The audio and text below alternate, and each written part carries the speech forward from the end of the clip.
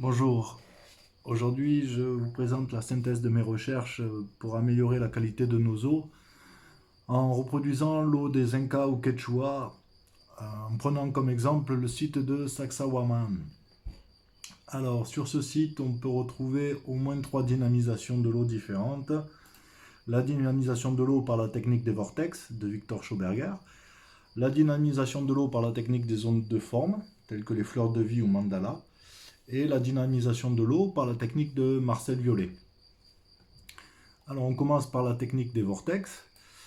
Du coup, les bienfaits des tourbillons, qui sont aussi appelés des vortex, sont une oxygénation permanente de l'eau, la création d'un courant électrique, ce qui fait que l'eau est chargée d'électricité négative, donc chargée d'électrons, ce qui est très bénéfique pour tout être vivant.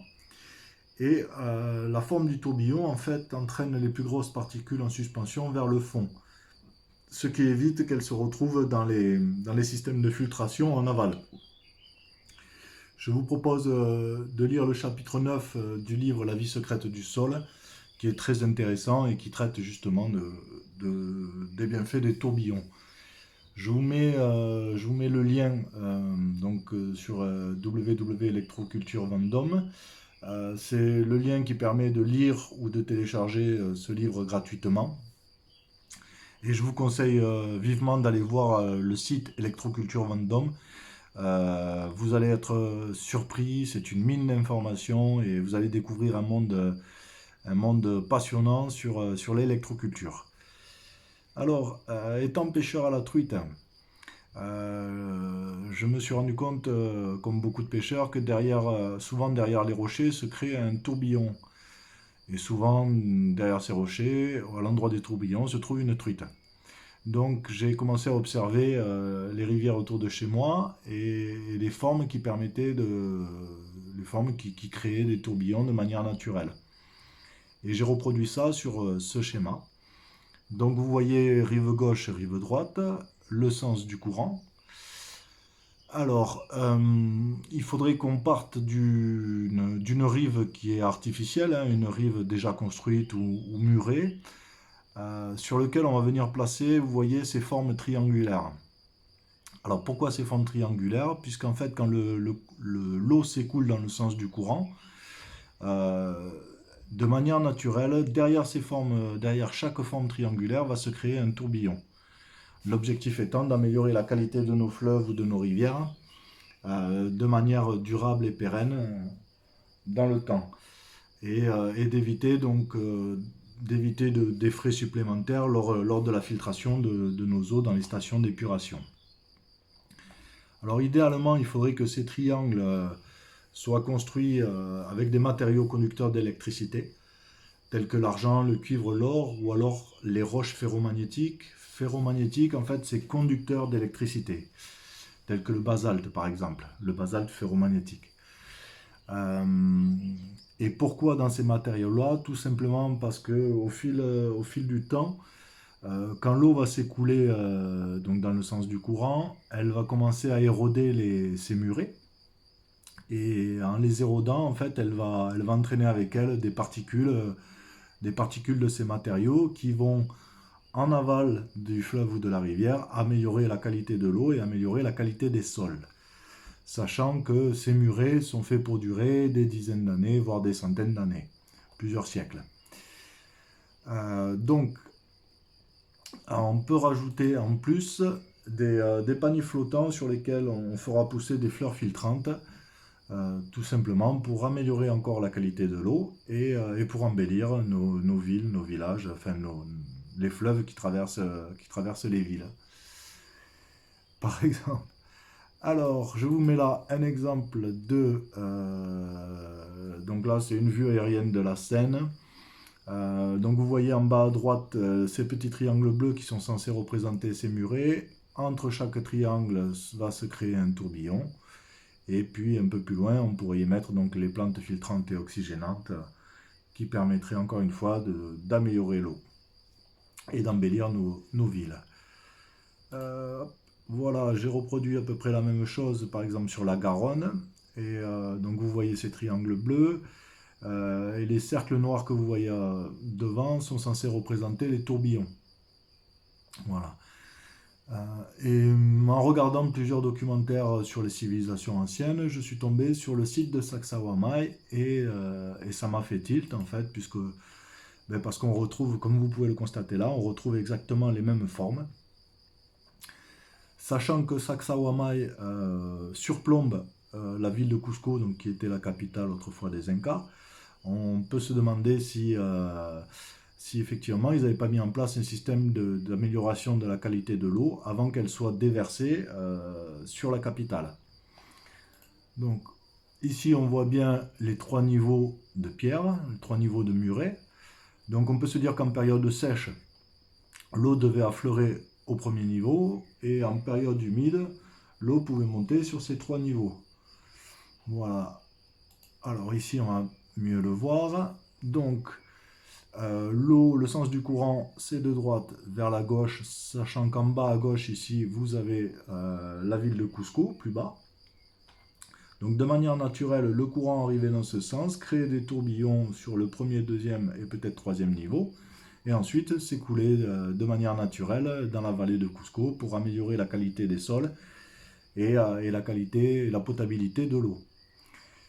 Alors, sur ce site, on retrouve aussi une autre dynamisation de l'eau, donc comme je vous ai dit, par la technique des ondes de forme, fleur de vie au mandala, sachant que les figures géométriques que vous avez à l'écran en fait réharmonisent les molécules d'eau, donc c'est-à-dire améliorent grandement la qualité de l'eau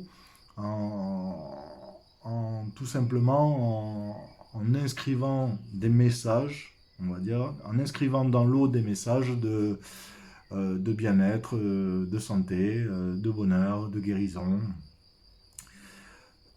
Et donc comment on retrouve ces figures géométriques sur le site de Sacsayhuamay? Dans plusieurs documentaires, en fait, ils expliquent qu'à l'endroit où vous voyez ces triangles jaunes, qui sont censés représenter des pyramides en or, il y avait plusieurs statues en or. Donc on peut s'imaginer que ces statues en or étaient sous forme géométrique telle que celle-ci, sachant que là, elles avaient les pieds dans l'eau. Vous avez l'eau qui traverse ici, et qui passe à travers ces figures géométriques, ce qui en fait améliore encore plus la qualité de l'eau en réharmonisant toutes les molécules de l'eau. Voilà. Et enfin, on arrive à la troisième dynamisation, celle de Marcel Violet. Alors Marcel Violet était un ingénieur français, un ingénieur des arts et métiers et aussi un inventeur. Il est parti d'une simple observation qu'après une pluie d'orage, en fait, les légumes poussaient plus vite et que les animaux préféraient boire l'eau d'orage même dans les flaques au sol plutôt que dans leurs abreuvoirs. Il a cherché à reproduire cette eau, il a réussi et il a obtenu des résultats extraordinaires.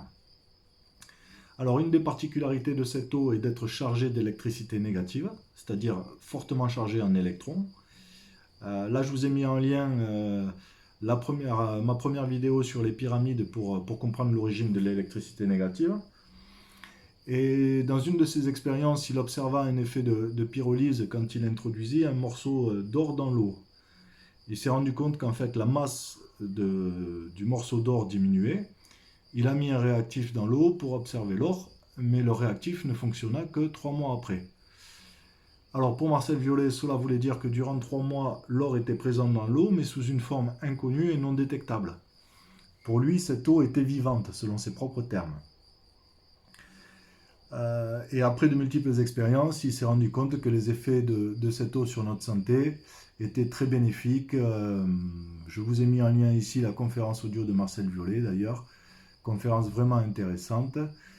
Et juste j'ai oublié, ici je vous ai mis en deuxième lien la réalisation du docteur Lallemand, la réalisation en fait du procédé qu'a créé Marcel Violet pour dynamiser son eau. Donc si vous voulez la reproduire chez vous, vous avez toutes les instructions nécessaires ici. Voilà. Alors, comment on peut retrouver cet effet de pyrolyse sur Sacsayhuamay? Eh bien, tout simplement par les formes géométriques, les pyramides ou statues en or qui étaient dans l'eau. Donc, lors d'un orage, sachant que Sacsayhuamay est en altitude, lors d'un orage, vous avez plus de chances, quand vous avez un matériau conducteur, un métal conducteur au milieu de l'eau, vous avez plus de chances en fait que les éclairs s'abattent sur ce métal. Et donc là, en fait, on peut s'imaginer que les éclairs tombaient sur les pyramides, les statues ou les figures géométriques en or. Et donc on avait cet effet d'électrolyse, comme on retrouve avec Marcel Violet. Donc l'or disparaissait donc, apparemment donc, pendant 3 mois. Et en fait, cette eau s'écoulait dans la vallée de Cusco. Donc voilà, au final, l'eau que l'on retrouve à Cusco était dynamisée donc, de ces 3 façons. Et on peut s'imaginer que cette eau était vraiment extraordinaire pour la santé, en améliorant nos vivacités, notre défense immunitaire, en améliorant la, la conductivité électrique dans notre corps. Donc en dernière diapo, vous trouverez mes sources. Si vous avez la moindre question, la moindre critique, moindre commentaire, n'hésitez pas, je suis preneur. Voilà, dans ma prochaine vidéo, je vous expliquerai comment de manière complètement naturelle les anciennes civilisations créaient des orages à partir des pyramides et donc pouvaient réguler leur météo. Voilà, mais écoutez, merci d'avoir regardé cette vidéo et je vous dis à la prochaine. Allez, au revoir.